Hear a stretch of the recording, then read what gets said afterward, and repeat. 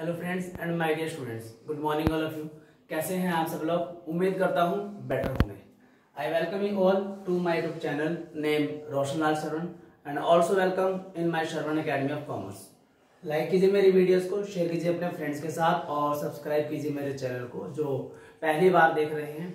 और हाँ, bell icon को जरूर प्रेस कीजिए ताकि आगे आने वाले वीडियोस की नोटिफिकेशन आपको मिलते रहें।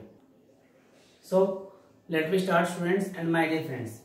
Today number 4 lecture is there and NPO was going on. NPO चल रहा था हमारा। इससे पहले तीन वीडियो लेक्चर मैं बना चुका हूं, आप चाहे तो वो पहले देख सकते हैं।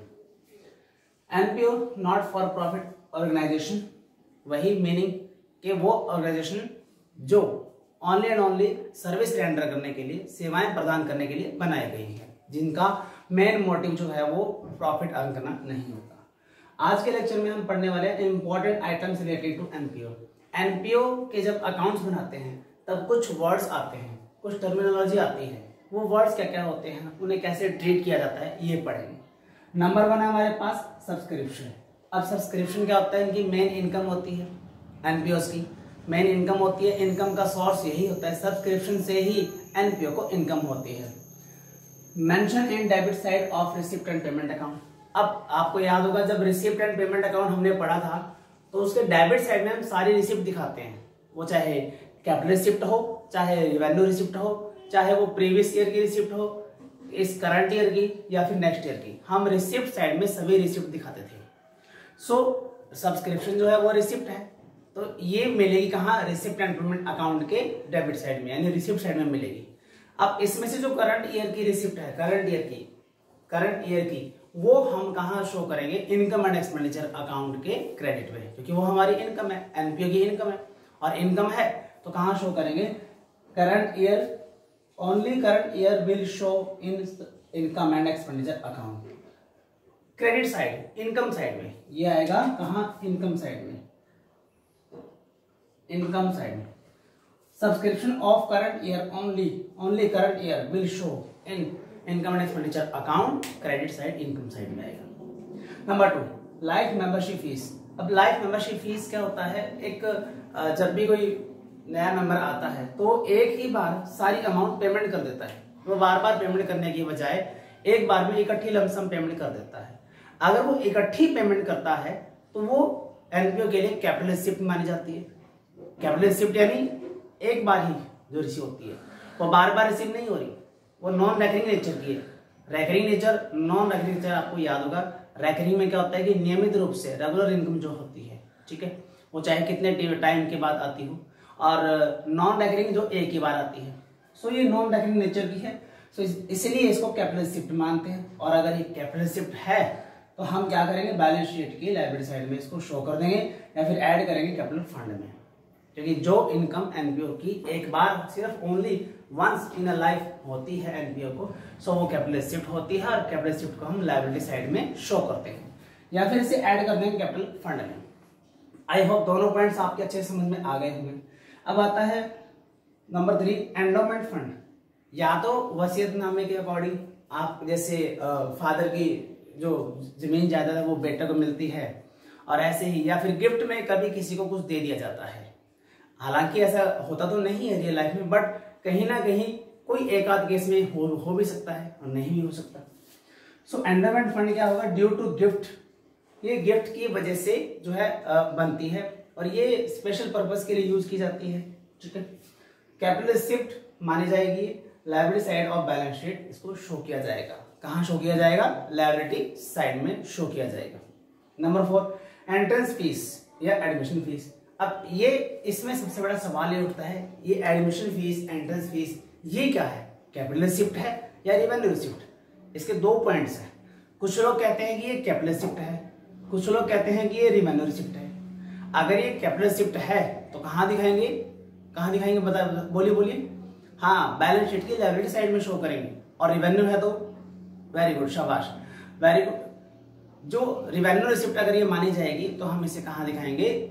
क्रेडिट साइड में, इनकम एंड एक्सपेंडिचर अकाउंट के, ठीक है। तो ये देखिए, इफ कैपिटल रिसिप्ट, अगर कैपिटल रिसिप्ट है क्या? एंट्रेंस फीस, एडमिशन फीस, ये दोनों एक के ही नाम है। अगर ये कैपिटल रिसिप्ट मानी जाती है तो कहां शो करेंगे? डेबिट साइड में शो करेंगे, लायबिलिटी साइड में शो करेंगे, या फिर ऐड टू कैपिटल फंड या कैपिटल फंड में आप ऐड करके दिखा सकते हो। रिवेन्यू रिसिप्ट अगर मानते हो तो इनकम एंड एक्सपेंडिचर अकाउंट के क्रेडिट साइड में शो करोगे। कहाँ शो करेंगे? इनकम एंड एक्सपेंडिचर अकाउंट के क्रेडिट साइड में शो करेंगे।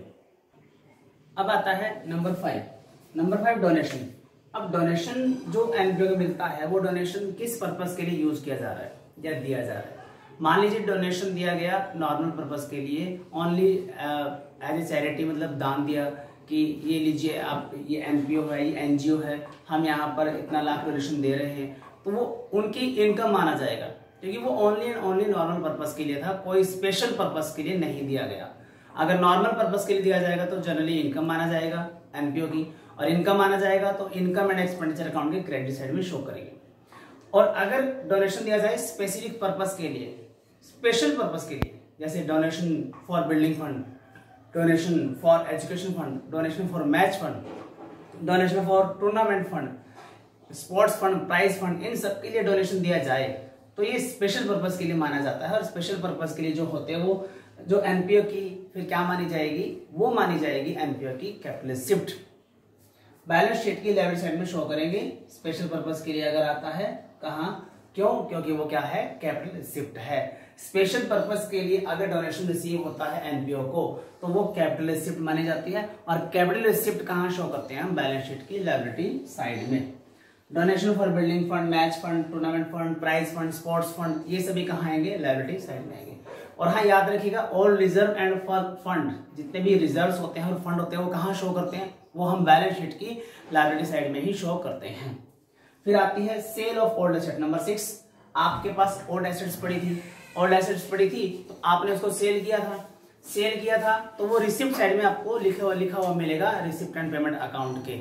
अगर वो रिसिप्ट एंड पेमेंट अकाउंट के डेबिट में लिखी हुई है और उसका ट्रीटमेंट कैसे करना है तो देखते चलिए।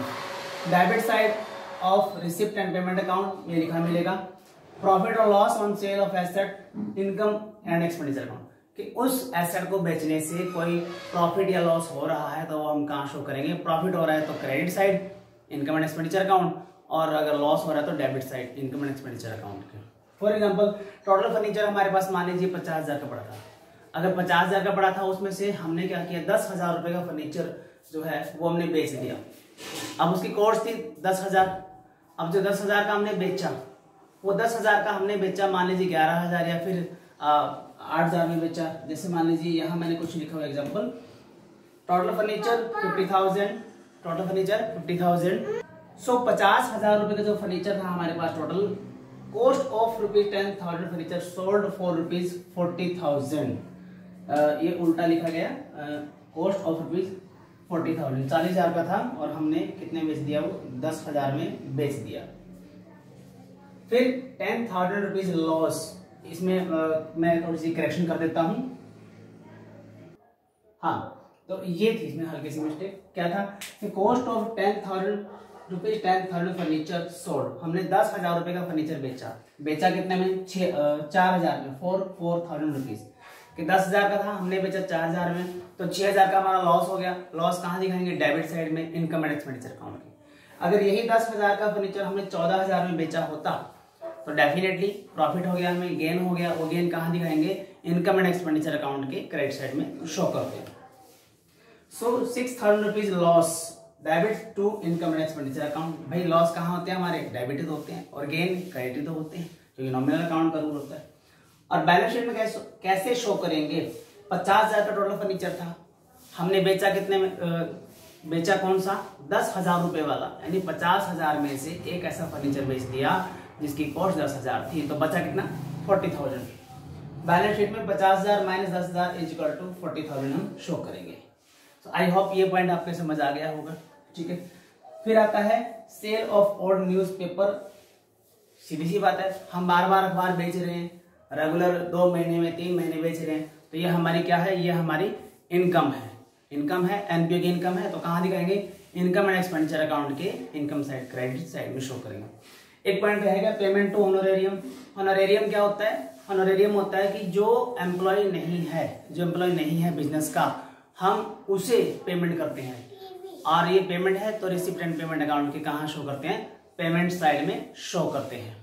सो friends and my dear students, ये थी आज की टर्मिनोलॉजी, कुछ वर्ड्स थे रिलेटेड टू एनपीओ। आज के लिए इतना ही, मिलते हैं अगले वीडियो लेक्चर में। तब तक के लिए वीडियो देखते रहिएगा, लाइक कीजिएगा, शेयर कीजिएगा। Okay, good bye everyone.